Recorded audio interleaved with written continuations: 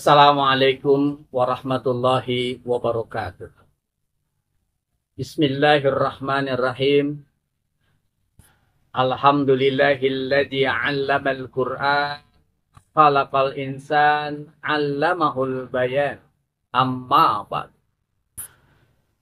Kaum muslimin yang dirahmati Allah, mendidik anak adalah menjadi kewajiban setiap orang tua. Rasulullah Muhammad Sallallahu Alaihi Wasallam menegaskan dalam sabdanya yang diriwayatkan oleh Ibnu Majah, "Adibu auladakum wa ahsinu adabahu." Didiklah anak-anakmu dan perbaguslah akhlak mereka. Rasulullah Muhammad Sallallahu Alaihi Wasallam telah mengingatkan setiap orang tua akan tanggung jawabnya dalam mendidik anak-anaknya. Tidak cukup orang tua hanya mempercayakan pendidikan anak-anaknya dengan menitipkannya di sekolah-sekolah Islam atau dipanggilkan guru-guru ngaji ke rumah. Tanggung jawab utama tetap berada pada pundak orang tua. Guru ngaji dan guru di sekolah hanyalah membantu orang tua. Mendidik anak zaman sekarang tidaklah mudah semudah membalikkan telapak tangan. Banyak orang tua yang mengeluh merasa susah untuk mendidik anak-anaknya agar menjadi anak-anak yang soleh dan soleha. Anak-anak lebih suka bermain HP, bermain game, menonton TV, dan bermain bersama teman-temannya daripada belajar, sholat, dan membaca Al-Quran. Hal ini disebabkan karena kurangnya pemahaman orang tua bagaimana cara mendidik anak yang baik. Kaum muslimin yang dirahmati Allah, jika kita bertanya, bagaimanakah metode yang dapat kita lakukan sebagai orang tua dalam mendidik anak-anak kita? Seorang ulama sekaligus pakar pendidikan Islam dari Mesir bernama Dr. Abdullah Masih Ulwan menulis sebuah buku dengan judul Tarbiyatul Aulad fil Islam.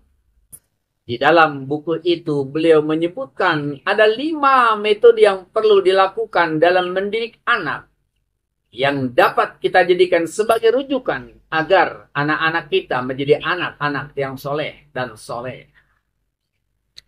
Pertama, mendidik anak dengan keteladanan.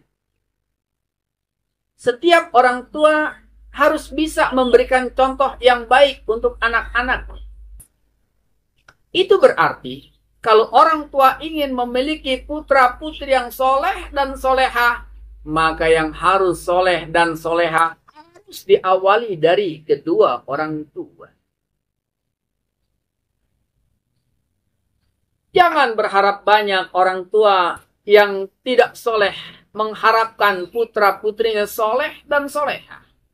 Jangan berharap banyak anak-anak melaksanakan sholat jika orang tuanya tidak melaksanakan sholat.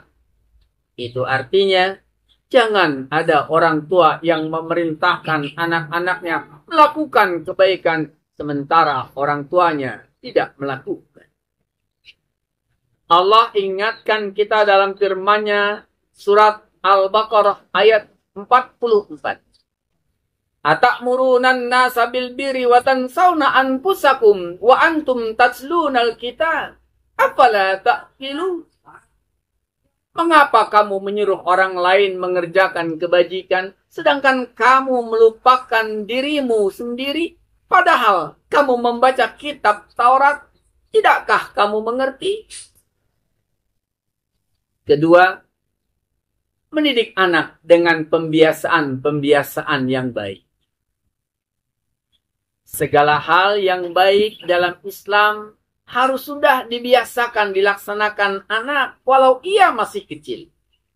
Itu sebabnya kenapa Rasulullah Muhammad Sallallahu Alaihi Wasallam memerintahkan setiap orang tua untuk menyuruh anak-anaknya melaksanakan sholat di usia 7 tahun, walau belum masuk usia balik. Hal itu agar si anak sudah terbiasa melaksanakan sholat sejak kecil dan tidak mengalami kesulitan di saat anak sudah memasuki usia balik. Ketiga, mendidik anak dengan cara pengajaran dan dialog. Mendidik anak dengan membangun suasana yang dialogis dalam memberikan pengajaran kepada anak-anaknya akan menciptakan hubungan yang baik. Dan anak akan mudah menerima apa yang orang tua perintahkan kepadanya. Dibandingkan mengajar anak dengan cara paksaan atau amarah. Hal ini telah dicontohkan oleh Nabi Allah Ibrahim alaihi salam ketika Allah perintahkan untuk menyembelih putranya Ismail. Gambaran suasana dialog antara Nabi Ibrahim dengan putranya Ismail terdapat dalam Al-Quran surat As-Saffat ayat 102. Falamma balagha ma'ahu sa'ya qala ya bunayya inni ara fil manam anni asbahuka fanzur ma tara. Qala ya abati fal ma tu'maru satajiduni insyaallahu minas sabirin. Maka ketika anak itu telah sampai pada umur sanggup berusaha bersama ayahnya Ibrahim. Ibrahim berkata, "Wahai anakku, sesungguhnya aku bermimpi bahwa aku menyembelihmu. Maka pikirkanlah, bagaimana pendapat?" Maka Ismail pun menjawab, "Wahai ayah, lakukanlah apa yang diperintahkan Allah kepada ayah. Insya Allah, ayah akan dapatiku termasuk orang-orang yang sabar." Keempat, mendidik dengan pengawasan dan nasihat. Banyak anak yang tergelincir pada perbuatan yang tercela karena salah dalam mencari teman. Banyak anak yang gagal menjadi orang baik karena salah dalam pergaulan.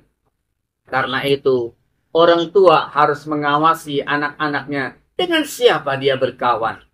Dengan memberikan nasihat jika anak melakukan kesalahan dengan nasihat-nasihat yang baik dan bijaksana. Rasulullah Muhammad SAW bersabda dalam satu hadis yang diriwayatkan oleh Tirmidzi. Ar-rajulu ala dini khalili falyanzur ahadakum may yukhalil. Seseorang mengikuti agama kawannya. Karena itu, perhatikanlah kepada siapa orang itu berkawan. Kemudian yang kelima, memberikan sanksi jika anak melakukan kesalahan. Mendidik anak perlu kedisiplinan dan ketegasan.